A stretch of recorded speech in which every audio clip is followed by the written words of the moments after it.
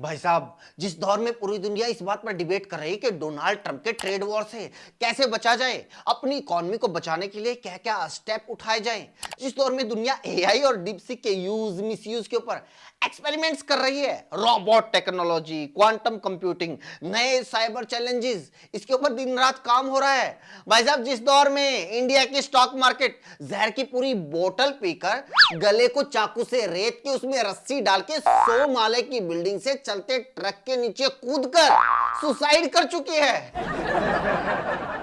जिस दौर में भारत के इन्वेस्टर्स दहेज के झूठे केस में फंसे पति की तरह छत पर लटके पंखे को देख रहे हैं, जिस दौर में विदेशी इन्वेस्टर्स इस तरह शेयर मार्केट छोड़कर भाग रहे हैं जैसे ओयो की रेड के बाद कपल्स भागते हैं, उस दौर में भारत में मीडिया पता है क्या कर रहा है, किस पर बहस कर रहा है?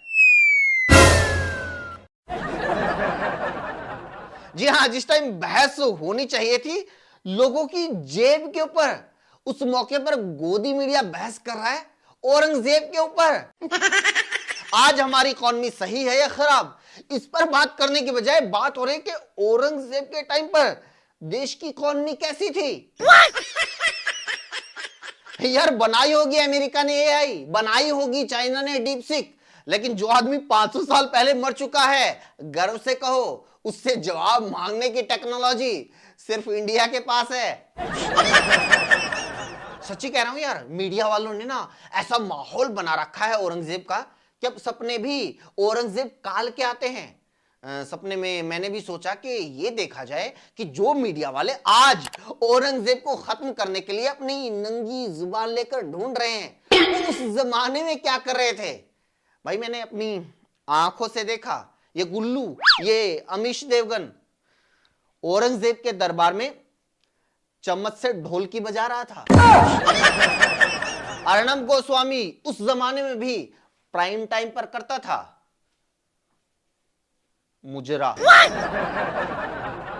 लेकिन एक बात कहनी पड़ेगी कि ये सुशांत सिन्हा, सुधीर चौधरी, रजत शर्मा, ये लोग अलग थे।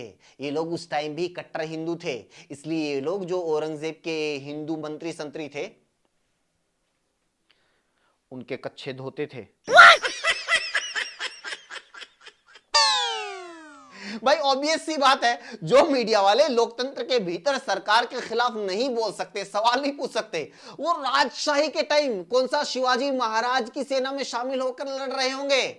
शिवाजी महाराज की सेना में उस टाइम भी हमारे जैसे लोग थे। खैर, औरंगजेब में लाख बुराई थी, लेकिन एक बात ठीक भी थी, वो ये कि औरंगजेब उस जमाने में समझ गया था कि इस देश में 2014 के बाद ऐसे लपड़ लंगू सामने आएंगे जो मेरे मरने के बाद इस बात पर बहस करेंगे कि मैं हीरो था या विलन। इसलिए औरंगजेब मरने से पहले खुद ही लिख के चला गया था कि भाई मैं विलन था, मैं पापी हूं, शायद ही अल्लाह मुझे माफ करेगा। वो ये लिख के गया था। लेकिन लपड़लंगू तो लपड़लंगू ठहरे जब तक उनकी आंखों के सामने खुद पेड़ से सेब नहीं गिरता, तब तक वो न्यूटन के ग्रेविटेशन तक को नहीं मानेंगे। वैसे इस पूरी डिबेट में गोदी मीडिया और यूट्यूब वालों का बढ़िया धंधा चल रहा है। एक साइड वाले यूट्यूबर्स बता रहे हैं कि औरंगजेब कितना क्रूर था, उसने कितने हिंदू मारे, कितने मंदिर तोड़े। दूसरी साइड वाले बता रहे हैं कि उसने कितने मंदिर बनवाए, कितना दान दिया, भारत का कितना विस्तार किया। और लोग भी कमेंट में लगे हुए हैं, ये देखो, वो देखो, ये बताओ, वो बताओ। और ये सब देख के मोदी जी ने बोल दिया, जब तक तुम लोगों का ये सब चल रहा है, मैं कहीं घूम फिर के आता हूं।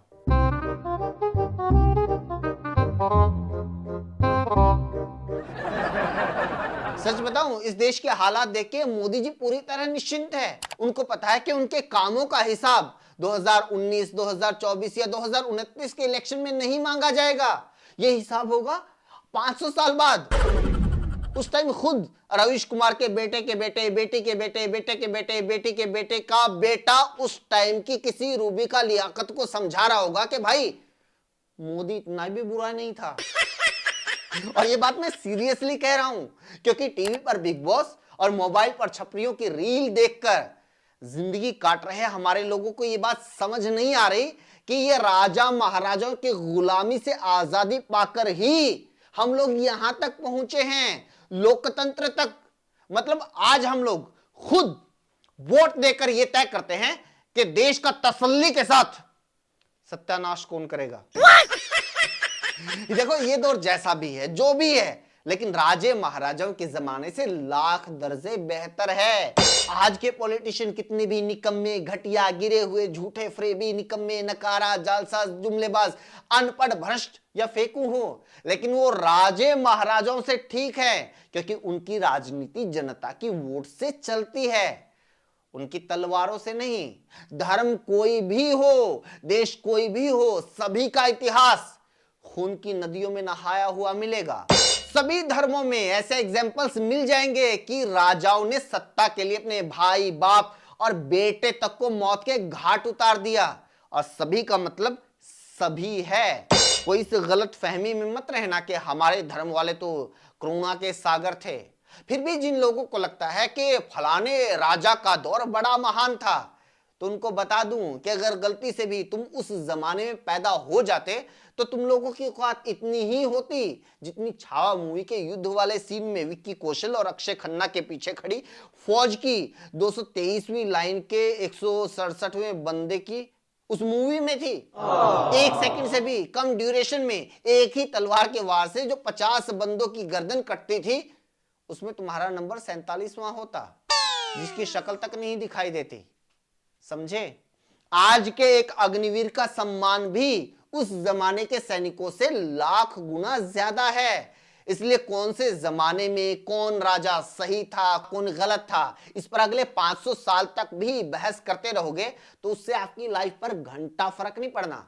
घंटा छोड़ो, आधा घंटा फर्क नहीं पड़ना। अरे फर्क पड़ेगा इस बात से कि आज की सरकार क्या कर रही है, और उससे भी ज्यादा फर्क पड़ेगा इस बात से कि मोदी जी के परम मित्र डोनाल्ड ट्रंप क्या कर रहे हैं। इसी के साथ इस वीडियो में इतना ही। आप लोगों को वीडियो कैसी लगी कमेंट करके जरूर बताइए। अच्छी लगी तो लाइक कीजिए और लोगों तक पहुंचाइए। हमसे जुड़ने के लिए चैनल को सब्सक्राइब कर दीजिए। Thank you so much. अगले वीडियो मिलते हैं।